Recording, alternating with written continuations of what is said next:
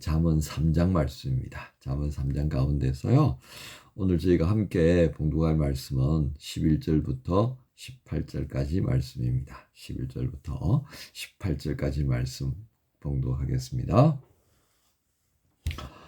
내 아들아, 여호와의 징계를 경히 여기지 말라. 그 꾸지람을 싫어하지 말라. 대저 여호와께서 그 사랑하시는 자를 징계하시기를 마치 아비가 그 기뻐하는 아들을 징계함 같이 하시느니라. 지혜를 얻은 자와 명철을 얻은 자는 복이 있나니 이는 지혜를 얻는 것이 은을 얻는 것보다 낫고 그 이익이 정금보다 나음이니라. 지혜는 진주보다 귀하니 네가 사모하는 모든 것으로도 이에 비교할 수 없도다. 그의 오른손에는 장수가 있고 그의 왼손에는 부귀가 있나니 그 길은 즐거운 길이요 그의 지름길은 다 평강이니라. 지혜는 그 얻은 자에게 생명나무라. 지혜를 가진 자는 복되도다. 아멘.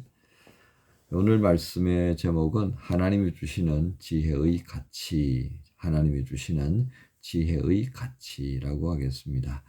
중심 구절은 18절 지혜는 그 얻은 자에게 생명나무라. 지혜를 가진 자는 복되도다 라고 하는 제목으로 함께 말씀 나눕니다.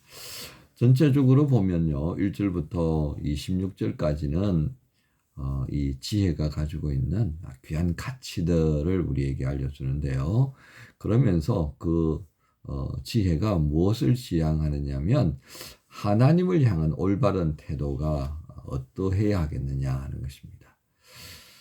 두 번째는 27절부터 35절까지 그러니까 1절부터 26절까지는 하나님과의 관계에서 그 다음에 27절부터 35절은 다른 이웃과의 관계에서 어떻게 행할 것이냐.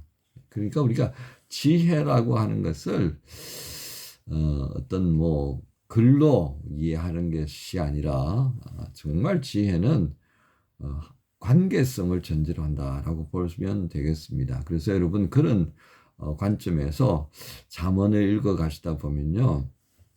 오늘 이제 크게 두 단락으로 나누었던 것처럼 하나님 앞에서는 내가 어떻게 하는 것이 지혜로운 것이지 사람들 앞에서는 사람들에 대해서는 어떻게 하는 것이 지혜로운 것이지 라고 하는 것을 알게 되는 것입니다. 그것을 굉장히 중요하게 여기는 이 솔로몬이 자신의 인생을 쭉 살아오면서 하나님 앞과 사람 앞에서 어떤 그런 소중한 것들이 무엇인가 이제 아마 헤아려 볼 수 있었겠죠. 그래서 오늘 말씀에 보면 그렇게 되어 있습니다. 2절에 3장 2절에 네가 장수하여 많은 해를 누리게 하며 많은 해 그러니까 긴 삶의 연륜을 가지게 되더라는 거죠. 이 당시의 사람들은 수명이 굉장히 짧았다라고 할 수 있겠습니다. 그러니까 오래 장수하는 것은 정말 하나님께서 주신 큰 복이라고 여겼던 거죠. 자, 그래서 많은 해를 누리게 하며 평강을 더하게 하느니라. 또 4절에 그리하면 네가 하나님과 사람 앞에서 은총과 귀중히 여김을 받을 것이다. 이렇게 말씀하고 있습니다.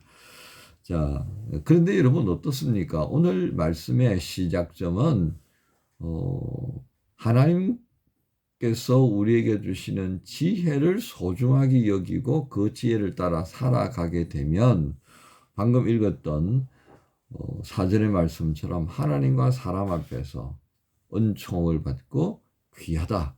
소위 존중을 받는다는 그런 뜻이 되겠습니다. 근데 사실 세상을 보면 하나님께서 주시는 이 어떤 말씀의 은혜, 어떤 경건한 삶, 이런 것으로부터 되는 것이 아니라 전적으로 내 안에서 비롯되어지는 어떤 수고, 열심, 이런 것으로 생각하는 경향이 많습니다. 그래서 자본주의 세상이다 보니까 이 돈이 곧 힘이다. 이런 식의 논리가 되고요. 돈이 뒷받침되지 않는 어떤 명예, 그거 다 그냥 아무런 의미도 없는 허당에 불과한 것으로 그렇게 치부되어집니다. 세상적 관점에서 보면 굉장히 지극히 정상적이죠, 그죠? 사람의 어떤 사람의 어떤 역할을 한다. 뭐 사람 노릇한다 그렇게 본다고 할 때도 돈이 필요하더라고요. 돈이. 이번에도 한국 방문했을 때 그런 것을 참 많이 느꼈어요. 마음으로 생각한 대로 하면 정말 뭐 제 주머니에 손이 몇 번이나 들어가야 되는데 그렇지 못하니까 참 그렇더라고요. 그래서 이제 선배들을 만나거나 또 형님들을 만날 때는 굉장히 마음이 편해요. 예. 우린 그런 거 있잖아요. 우리 세대는 아직도 형이 내야지 뭐 이런 거. 내가 어른인데 이렇게 하는 게 있는데 근데 제가 윗사람으로서 또 아랫사람들을 만날 때 그거 참 불편합니다. 예. 그래서 일단 가오를 살려야 되니까 주머니에 손이 들어가서 이제 확인을 하는데 그 뒷감당이 안 되는 상황이 이제 올 때는 정말 이제 괴로운 거죠. 이걸 어떻게 또 감당하지? 예.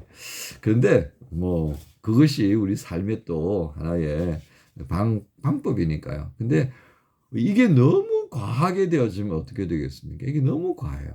결벽증 정도로까지 과하게 되면 그냥 사람 못 만나는 겁니다. 사람 만나는 것 자체가 고통이 될 수밖에 없죠. 왜? 내가 사람 도리를 못하니까. 자, 그런 거 생각하니까 말이죠. 이게 뭔가 좀 잘못되었다라고 판단이 되는 거예요. 결국은 나 중심이거든요.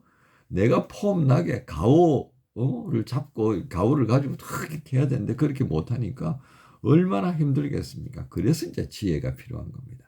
하나님의 말씀을 따라서 살아가는 이 삶의 지혜.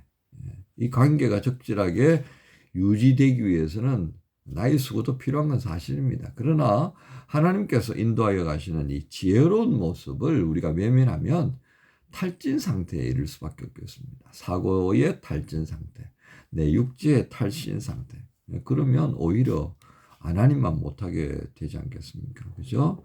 그래서 관계를 맺는 것이 이제 상호적이어야 한다는 것 우리가 생각해 봐야 되겠습니다. 세상이 막 꼬여가기 때문에 이게 일방적 형태로 가고 있어요. 그래서 더더욱 어쩌면 더 지혜가 필요하지 않겠나 싶습니다. 이런저런 이야기를 늘어놓다 보면요, 뭐 우리가 가지고 있는 문제점 끝이 없는 것 같아요. 끝이 없는 것. 그래서 부정적인 말보다는 좀 긍정적인 마인드로 생각으로 그렇게 접근해 보면 결국 어떻게 하는 것이 좋겠습니까? 하나님 말씀에 집중하는 것이 필요합니다. 나는 내 일을 하고요. 그러나 나 중심이 아닌 하나님 중심의 그 마음을 두자라고 하는 것입니다. 그리고 오늘 말씀에 5절에 보면 그렇게 표현합니다. 너는 마음을 다하여 여호와를 신뢰하고 내 명철을 의지하지 말라. 예. 너는 범사의 그를 인정하라. 그리하면 내 길을 지도하시리라. 6절입니다. 그러니까 5절과 6절을 보면서 우리는 그렇게 이제 정리가 될 수 있는 거죠. 내가 중심이 되어져서 내가 사람 노릇해야 되고 뭐 이런 방식으로 우리가 이 사고를 쭉쭉 확장시켜 가다 보면 이게 끝이 없고 결국 나는 탈진해서 쓰러져 버리고 말 것이라는 거예요. 그렇게 하지 말고 하나님께로부터 다시 시작하자. 그렇게 하나님께로부터 시작하지 않으면 이 모든 문제점으로부터 나는 뭐 극복한다든지 또는 어떤 탈출을 찾는다는 게 자체가 쉽지 않게 되더라는 겁니다. 그래서 하나님을 신뢰하는 것에서부터 시작. 이게 지혜다는 겁니다. 그렇게 해서 이 하나님을 신뢰하고 나라고 하는 것을 조금 뒷선, 이선으로 좀 물러나게 해두고 나면 그 다음에 어떻게 되겠습니까? 오늘 18절의 말씀이 중심 구절이라고 했습니다. 지혜는 그 얻은 자에게 생명나무라. 예. 왜 사람들이 에덴 동산에서 선악을 알게 하는 나무보다도 생명나무 실과를 먹는 일에 왜 관심을 안 가졌을까? 참 답답하다 그 말이죠. 그렇죠? 선악과보다도 그 생명나무 열매를 좀 열심히 따먹으려고 했었으면 어떻게 됐을까? 조금 더 낫지 않을까요? 그래서 오늘 말씀 자체가 18절에 그렇게 돼 있잖아요. 그죠? 생명나무가 너에게 주어져 있는 거다. 얼마든지 실컷 따먹고 배부르고 만족하게 하고 나도 먹고 너도 먹고 할 수 있는 그 생명나무를 가진 것이 바로 이 지혜를 얻은 자. 그리고 하나님을 얻은 자다. 이제 이렇게 정리할 수 있겠습니다. 오늘 말씀을 정리하십시다. 때때로 우리는요. 다른 이들보다 나은 나의 모습을 보고 그냥 이게 자족감에 빠지죠. 자신의 탁월함에 매료되어가지고 그것에 빠지는 것, 이걸 이제 우리는 교만이라고 그렇게 하십시다. 이게 이제 참 나를 망하게 하고 나도 망하게 하는 것이 아니라 내 옆에 있는 이들 같이 망하게 합니다. 근데 결국 우리가 뭐 보면 아무리 잘나도 거기서 거기에요, 그렇죠? 거기서 거기에요. 나도 뭐 아무리 많이 먹어봐야 하루에 3끼 먹으면 더 못 먹잖아요. 요즘은 살 뺀다고 뭐 2끼 먹는 사람도 있고 그럽니다. 그러니까 거기서 거기라는 얘기예요. 먹는 거 보면 뭐 가짓수가 조금 더 많아질 수 있고, 뭐 독일 사람들 보니까 타고 다니는 자동차가 좀 좋고, 뭐 마시는 포도주가 좀 좋고, 뭐 조금 집에 사는 그 집의 모습이 좀 좋고, 뭐 그 정도 아니겠어요? 근데 어차피 그거 다 못 놔두고 가고, 우리가 기껏 누려봐야 뭐 3, 40년 누린 것밖에 더 있겠습니까? 조금 더 누리고 조금 덜 누리고 그 차이예요. 그죠? 나도 3끼 먹고 너도 3끼 먹고 그렇게 사는 거 보면 동일합니다. 다만 여기서 차이가 있다면 그건 뭐예요? 하나님을 경외하는 것에서부터 우리의 삶이 시작되지 않으면 그 지금 누리고 있는 모든 것들이 만족스럽지 않게 될 것을 분명하게 말씀합니다. 그래서 하나님을 경외하는 이들은 나도 행복하고 너도 행복할 수 있도록 수고하는 사람들입니다. 우리는 여기에서 삶의 이유를 발견할 수 있어야 되겠습니다. 더 높아지고 더 가지고 더 누리고 그것이 우리의 삶의 이유가 아니다는 겁니다. 다른 사람들 앞에서 가오를 잡고, 그죠? 나의 사이를 이렇게 사람 노릇 잘하고 있어. 이게 우리의 사람의 지향할 바가 아니다라고 하는 것입니다. 하나님 안에서 우리가 살아갈 이유를 새롭게 좀 발견할 필요가 있겠습니다. 학교 졸업하고 취업이 잘 안 돼서 고민하는 청년들이 있죠. 앞으로 진로에 대해서 정말 불안해하는 그런 청년들이 있죠. 당연한 고민일 것입니다. 그런데 그것에서부터 우리의 고민을 시작할 것이 아니라 내가 하나님 앞에서 어떻게 살 것인가를 먼저 한번 고민해 보시면 어떻겠습니까? 우린 거기에서 길이 있음에도 불구하고 내 현실적 관심이 너무 크기 때문에 그 길을 보지 못하는 것입니다. 다시 바꾸십시다. 하나님을 경외하고 그 하나님을 신뢰하는 것에서부터 다시금 우리의 삶을, 우리의 생각을 시작해 보시면 어떻겠습니까? 지금까지 그것과는 반대로 좀 살아왔다면 이제는 하나님을 신뢰하고 하나님께 의지하는 그 삶을 좀 제대로 한번 살아보면 어떤 결과가 있겠습니까? A라고 하는 방식을 해봤으니까 B 방식으로 한번 해보시다는 것입니다. 그래서 우리의 삶의 이유를 다시 한번 하나님 안에서 생각하고 그 하나님 안에서 다시 한번 시작해보는 삶, 그것이 오늘 지혜롭다라고 하시는 잠언 3장의 말씀입니다. 이 말씀으로 오늘 화요일 시작하십시다. 여러분 모두를 우리 주님 예수님의 이름으로 축복합니다. 주님 감사합니다. 하나님 안에서 우리가 살아가야 하는 지혜의 가치, 그렇게 해서 하나님이 주시는 지혜의 가치를 또한 보게 하셨습니다. 이 지혜를 소중히 여길 수 있도록 인도해 주시옵소서. 그로 인해 지금까지 내가 살았던 삶의 방식은 잠시 내려놓고 하나님이 이끌어 가시는 이 지혜로운 삶의 방식을 한번 몰입할 수 있도록 성령님 도와주옵소서. 예수님의 이름으로 기도합니다. 아멘.